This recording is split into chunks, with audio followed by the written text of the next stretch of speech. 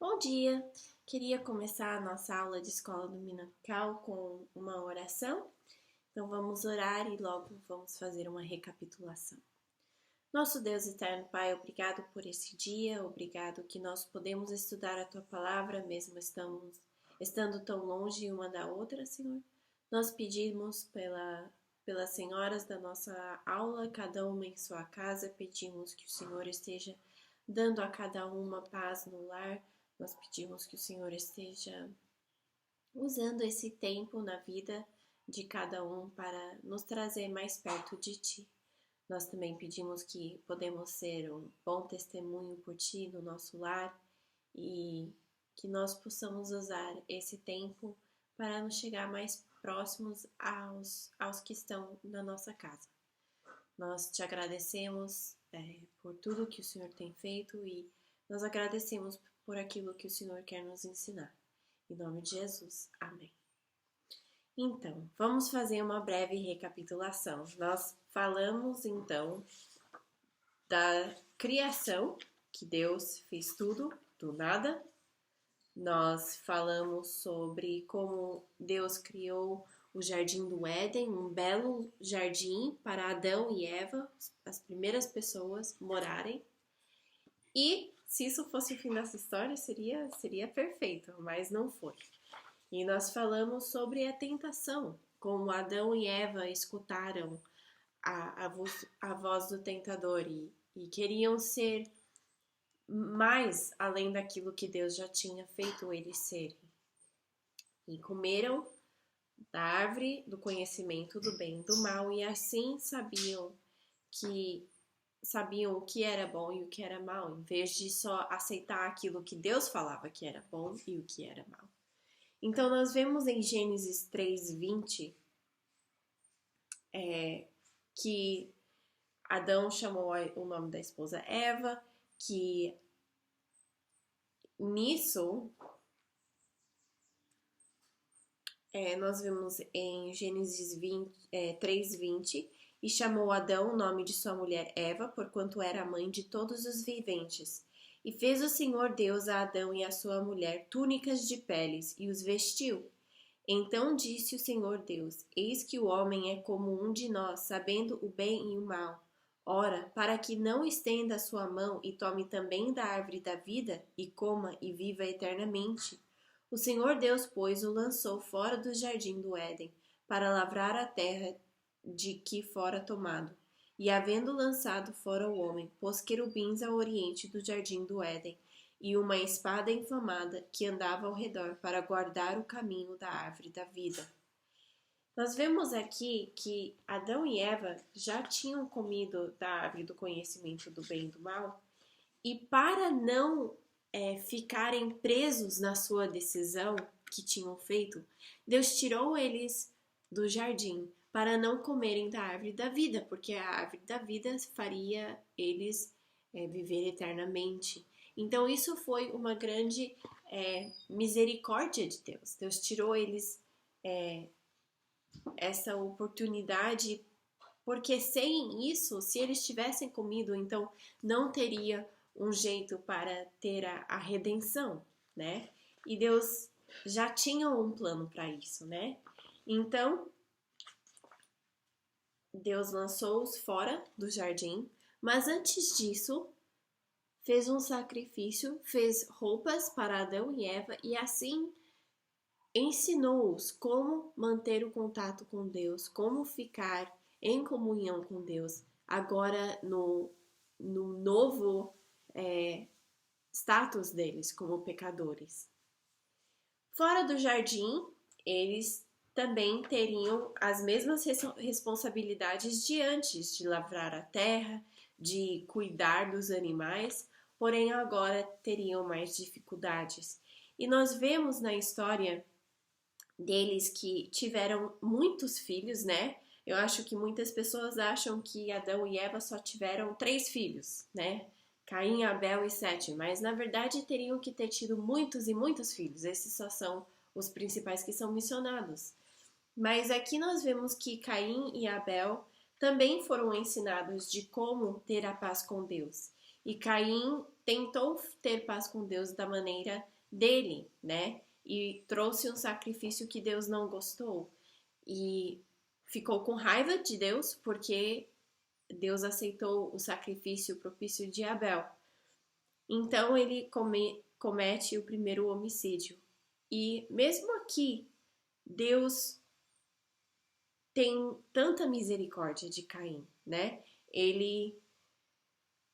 O Senhor disse para Caim em Gênesis 4:15, bom, antes disso, né, Deus fala: o que fizeste, a voz do sangue do teu irmão clama a mim desde a terra. Isso é Gênesis 4:10. E agora, maldito és tu desde a terra que abriu a sua boca para receber da tua mão o sangue do teu irmão. Quando lavrares a terra, não te dará mais a sua força. Fugitivo e vagabundo serás na terra. Então disse Caim ao Senhor: é maior a minha maldade que a que possa ser perdoada. Eis que hoje me lances da face da terra, e da tua face me esconderei, e serei fugitivo e vagabundo na terra, e será que todo aquele que me achar me matará? O Senhor, porém, disse-lhe: portanto, qualquer que matar a Caim 7 vezes será castigado. E pôs o Senhor um sinal em Caim, para que o não ferisse qualquer que o achasse. Então aqui nós vemos que Deus deu um castigo a Caim, um castigo que doía muito. Ele tinha tanto orgulho do fruto da terra que ele tinha feito, e foi justamente o erro dele, que foi isso que ele tentou sacrificar a Deus. E Deus falou: agora vai ser mais difícil ainda para você tirar as coisas da terra como tirava. E isso pareceu muito difícil a Caim. Mas Deus deu uma marca para Caim que fez com que ninguém fosse machucá-lo. Então, mesmo aqui no castigo dele, Deus ainda teve misericórdia. A Bíblia não diz se ele, no fim da vida, se arrependeu ou se voltou a ter comunhão com Deus, mas fala aqui no capítulo 4 sobre os familiares de Caim, né? Ele casou, teve filhos e filhas, e veio várias pessoas da genealogia dele. Queria ressaltar alguns.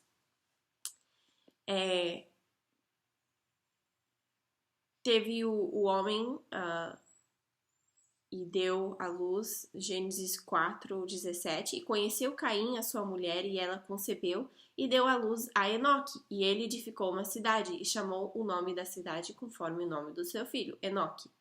E a Enoque nasceu Irade, e Irade gerou a Mejuel, e Mejuel gerou a Metuzoel, e Metuzoel gerou a Lameque. E tomou Lameque para si 2 mulheres. O nome de uma era Ada, e o nome da outra Zilá. E Ada deu à luz a Jubal. Este foi o pai dos que habitam em tendas e têm gado. E o nome do seu irmão era Jubal. Este foi o pai de todos os que tocam harpa e órgão. E Zilá também deu à luz a Tubal-Caim, mestre de toda a obra de cobre e ferro, e a irmã de Tubal-Caim foi Noema.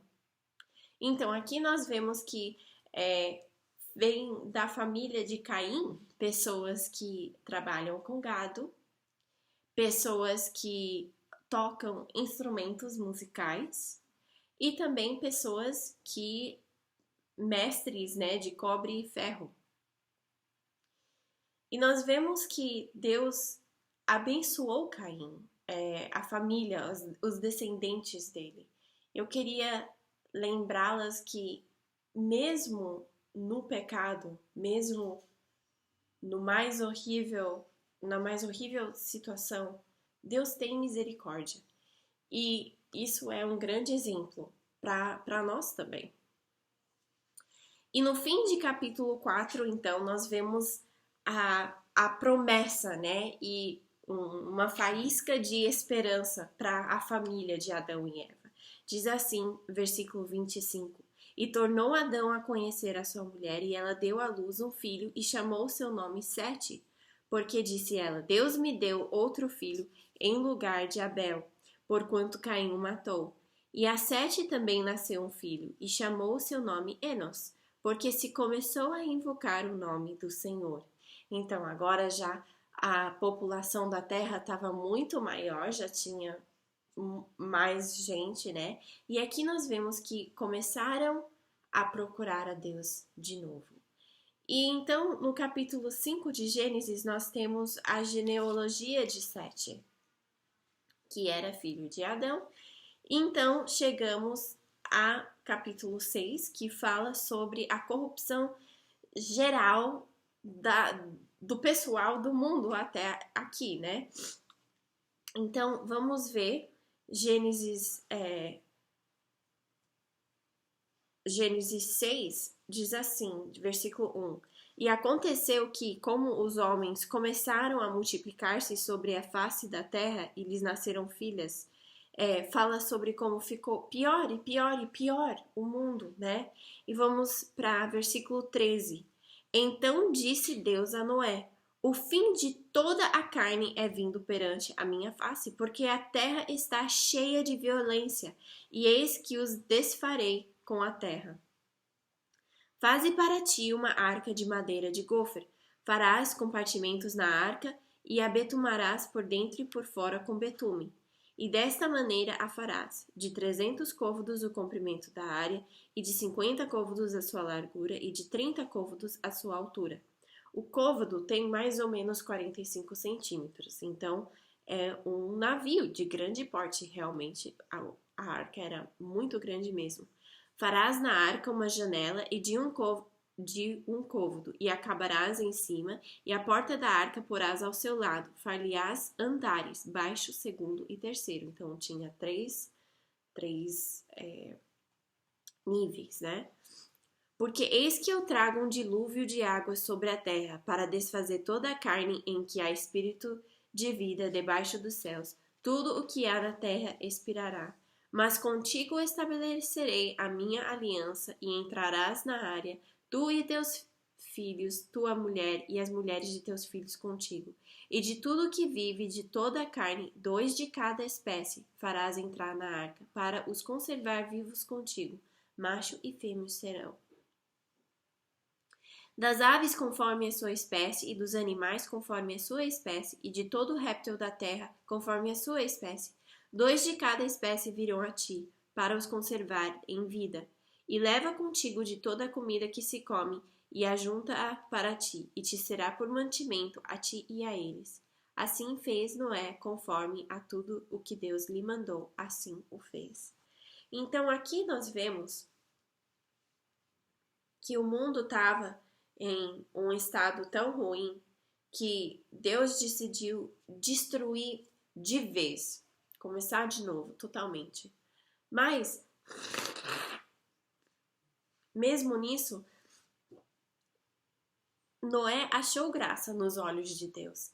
Tinha uma pessoa que estava servindo ele, que estava buscando ele. Então, Deus decidiu, em vez de destruir todo mundo, deixar a família de Noé viver. Porém, ele teria que fazer várias coisas, né? Então, Deus deu planos para Noé. Deus explicou tudo direitinho, como que seria feito esse grande navio, né? Demoraria vários anos para fazer. E assim falou que os animais viriam para Noé, macho e fêmea de cada animal, e assim, depois que estivessem dentro da arca, então começaria a chover. Antes disso, não chovia na terra. E é possível que só pelo vapor da terra, tudo se mantinha, né? Antes disso, de outro jeito de como é agora. Agora nós temos chuva. Então, no capítulo 7 tem mais detalhes sobre como que foi a construção da arca e Noé e a sua família entrando na arca. Então, de toda espécie de animal, isso não quer dizer que era de cada, por exemplo, cachorros. Tem muitas raças de cachorros. Então, não precisavam uma de cada raça, precisavam só lá atrás, né? O primeiro tipo de cachorro, não precisava do cachorro. Então, por exemplo, com cachorros, do lobo, o lobo pode cruzar com uma cadela qualquer, e dá um cachorro meio lobo, meio cadela, né? Então, não precisava de cada raça de coisa, mas sim cada espécie. Então, um cachorro macho, um cachorro fêmea, né? E é assim para todos os animais. E dos animais que eram limpos, que eram aqueles animais usados para sacrifícios, em vez de só um par, um macho e uma fêmea, eram 7. Então, 7 machos, 7 fêmeas. Então, seria o bode, o cordeiro e também vários tipos de pássaros que também eram considerados limpos para sacrifício. Desses, então, Deus falou para dar 7. E nós vemos isso no versículo 2 do capítulo 7. De todos os animais limpos tomarás para ti 7 e 7, o macho e a sua fêmea, mas os animais que não são limpos, 2, o macho e sua fêmea. E então, finalmente, no versículo 5 do capítulo 7, diz assim: E fez Noé conforme a tudo o que o Senhor lhe ordenara. E era Noé da idade de 600 anos, quando o dilúvio das águas veio sobre a terra. Noé entrou na arca e com ele seus filhos, sua mulher e as mulheres de seus filhos, por causa das águas do dilúvio. Dos animais limpos e dos animais que não são limpos, e das aves e de todo o réptil sobre a terra. Entraram de 2 em 2 para junto de Noé na arca, macho e fêmea, como Deus ordenara a Noé. E assim nós temos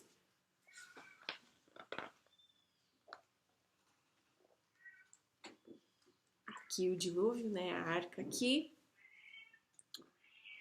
tá dizendo como o dilúvio chegou, né? E nós vemos que logo que entraram Noé e sua esposa, seus filhos e as esposas dos seus filhos, já os animais todos dentro da arca, fecharam a porta e logo começou a chover.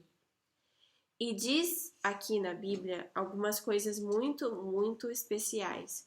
Diz que choveu por 40 dias e 40 noites, que é bastante tempo, né, contínuo. E diz que não só choveu, mas também que as águas das profundezas da terra abriram, né? E então era realmente muita, muita água. Tanta água, então, que cobriu até o monte mais alto, né? Vamos ver isso aqui. Gênesis 7, versículo 10. E aconteceu que, passados 7 dias, vieram sobre a terra as águas do dilúvio, no ano 600 da vida de Noé. No mês segundo, aos 17 dias do mês, naquele mesmo dia se romperam todas as fontes do grande abismo, e as janelas do céu se abriram. E houve chuva sobre a terra 40 dias e 40 noites. E no mesmo dia entraram na arca Noé, seus filhos, Sem, Cão e Jafé, sua mulher e as mulheres de seus filhos. Eles e todo o animal conforme a tua espécie, todo o gado conforme a sua espécie, e todo o réptil que se arrasta sobre a terra conforme a sua espécie, e toda a ave conforme a sua espécie, pássaros de toda qualidade. E de toda a carne em que havia espírito de vida, entraram de 2 em 2 para junto de Noé na arca. E os que entraram eram macho e fêmea de toda a carne, como Deus lhe tinha ordenado, e o Senhor o fechou dentro. E durou o dilúvio 40 dias sobre a terra, e cresceram as águas, e levantaram a arca, e ela se elevou sobre a terra. E prevaleceram as águas, e cresceram grandemente sobre a terra. Então a água ficou mais e mais e mais alto, e a arca andava sobre as águas.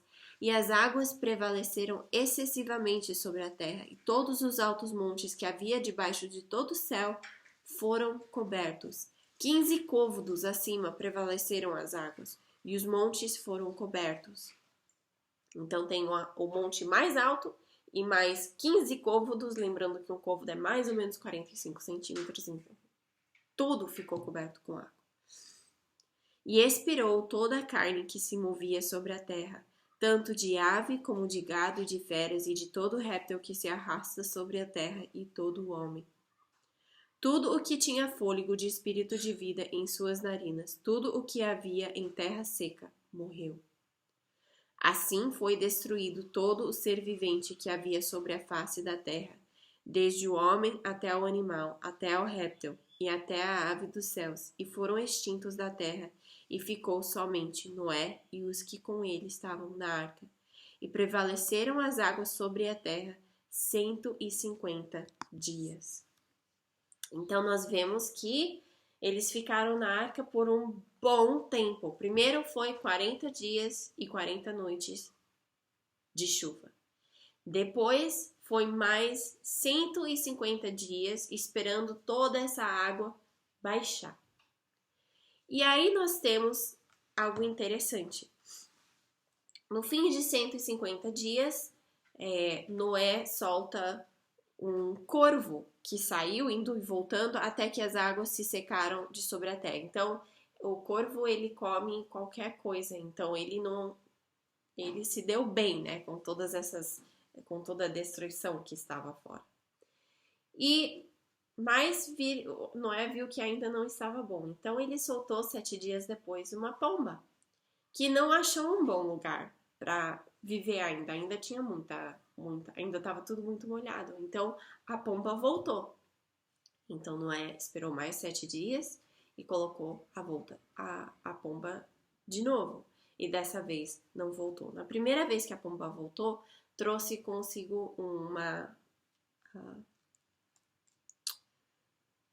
uma folha de oliveira no seu bico. Então diz aqui em Gênesis 8:11, e a pomba voltou a ele à tarde, e eis arrancada uma folha de oliveira no seu bico. E conheceu Noé que as águas tinham mingado de sobre a terra. Então esperou ainda outros 7 dias, e enviou fora a pomba, mas não tornou mais a ele.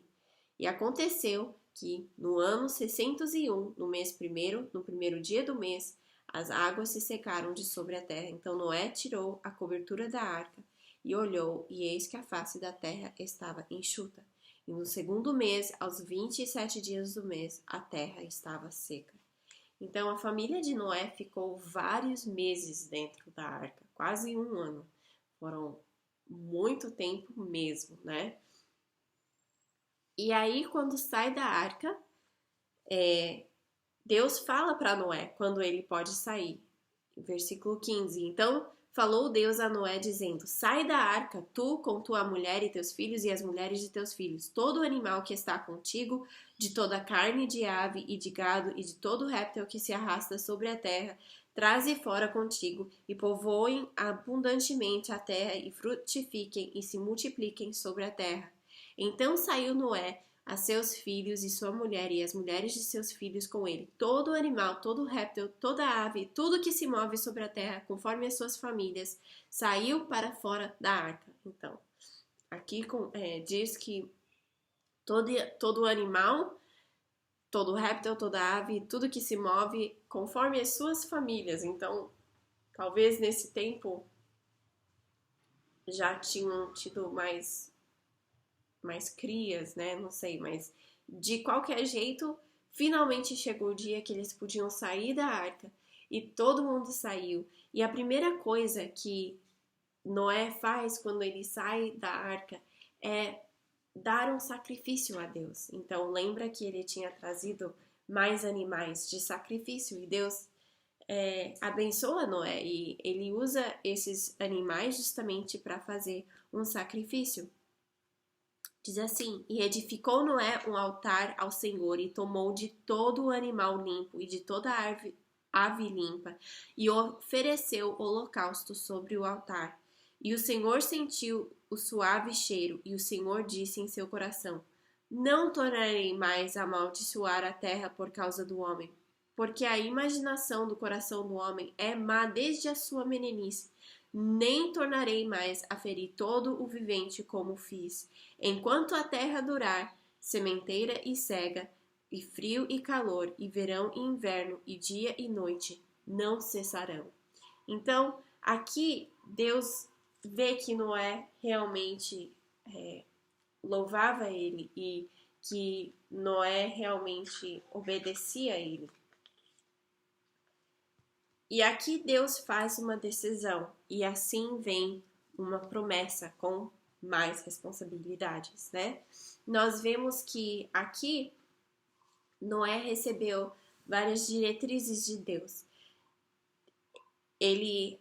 Deus fala que agora os animais também podem ser usados como comida, junto com toda a erva verde, todas as plantas. Também é falado que o sangue das pessoas, quando...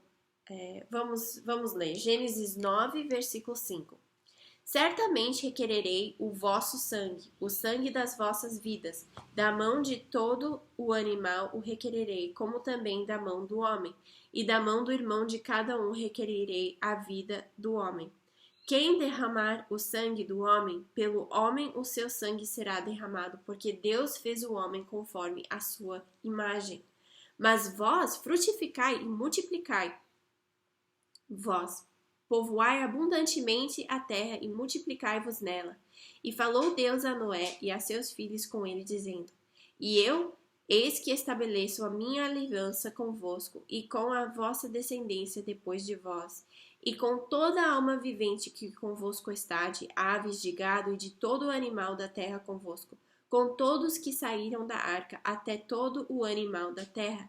E eu convosco estabeleço a minha aliança, que não será mais destruída toda a carne pelas águas do dilúvio, e que não haverá mais dilúvio para destruir a terra. E disse Deus: Este é o sinal da aliança que ponho entre mim e vós, e entre toda a alma vivente que está convosco por gerações eternas. O meu arco tenho posto nas nuvens. Este será por sinal da aliança entre mim e a terra. Aqui nós vemos uma coisa muito especial. Deus vê a intenção do coração de Noé, que ele sacrificou a Deus, que ele quer servir a Deus, e Deus faz uma promessa para a família de Noé, e não só a Noé, mas a todos que virão depois de Noé, que ele nunca vai mais destruir o mundo inteiro no dilúvio. Isso não quer dizer que não há enchentes em um lugar ou outro lugar do mundo, mas nunca haverá aquele dilúvio inteiro do mundo, né? E ele dá um sinal, e o sinal que ele dá é um arco nas nuvens. Quem já viu um dia chuvoso e com várias nuvens, aí para a chuva, abre o sol e você finalmente coloca lá a roupa para secar e aí você vê um lindo arco no céu. Isso é a promessa de Deus. E, mais além disso, não é só a promessa de Deus a Noé, é a promessa de Deus para você. Veja bem no versículo aqui, versículo 13. O meu arco tenho posto nas nuvens, este será por sinal da aliança entre mim e a terra. E acontecerá que, quando eu trouxer nuvens sobre a terra, aparecerá o arco nas nuvens. Então me lembrarei da minha aliança que está entre mim e vós, e entre toda a alma vivente de toda a carne, e as águas não se tornarão mais em dilúvio para destruir toda a carne. E estará o arco nas nuvens, e eu o verei, para me lembrar da aliança eterna entre Deus e a toda a alma vivente da terra, a carne que está sobre a terra. E disse Deus a Noé: Este é o sinal da aliança que tenho estabelecido entre mim e entre toda a carne que está sobre a terra. E os filhos de Noé, que da arca saíram, foram Sem, Cão e Jafé, e Cão é o pai de Canaã. Estes três foram os filhos de Noé, e destes se povoou toda a terra. Então diz aqui que a promessa de Deus não era só para Noé, mas também como todas as pessoas que viriam depois disso.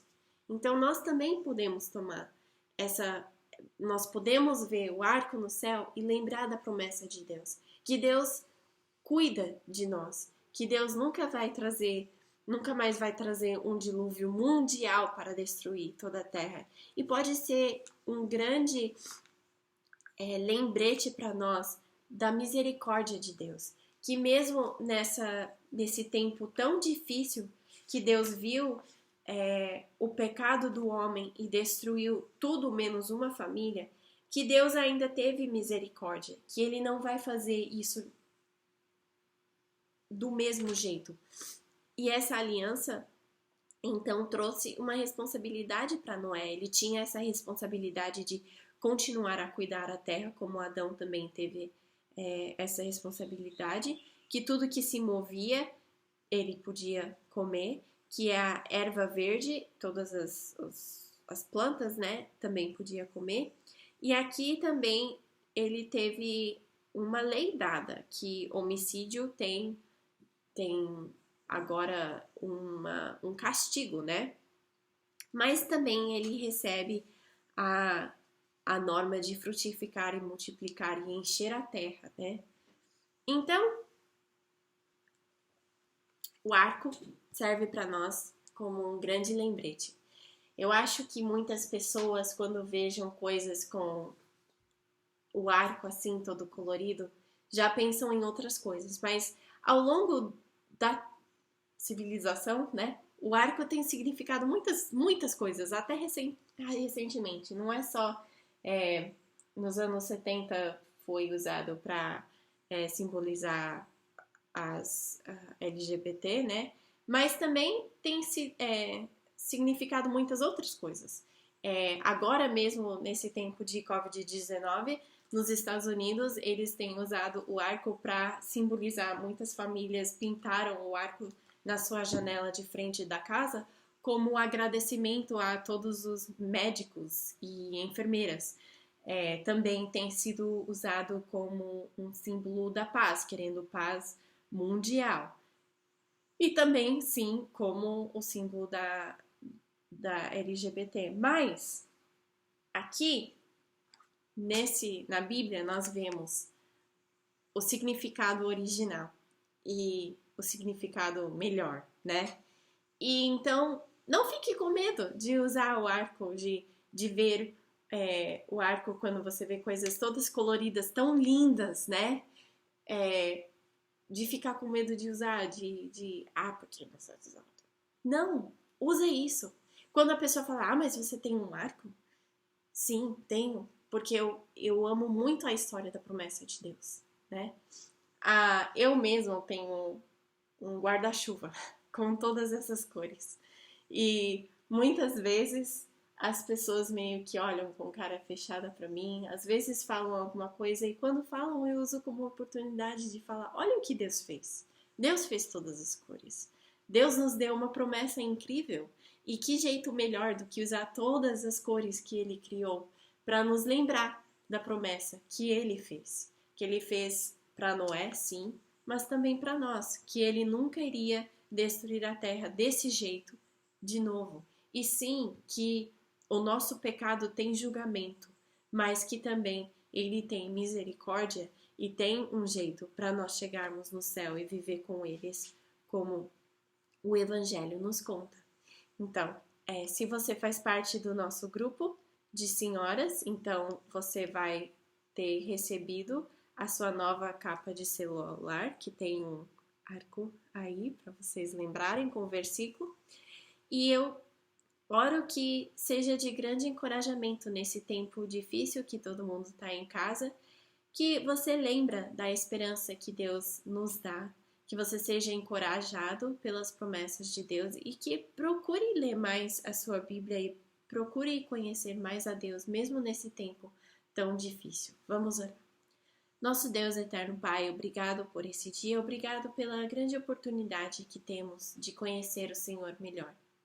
Nós pedimos que o Senhor esteja nos ajudando a buscar a Ti mais nesse tempo, que nós possamos ser uma luz para Ti aqui nesse mundo escuro, Senhor. E nós pedimos que o Senhor esteja nos abençoando e dando bons tempos com as nossas famílias e um tempo doce mesmo nesse tempo difícil. Nós pedimos que o Senhor esteja usando o Covid-19 até nas nossas vidas, nos trazendo mais perto de Ti. Em nome de Jesus. Amém.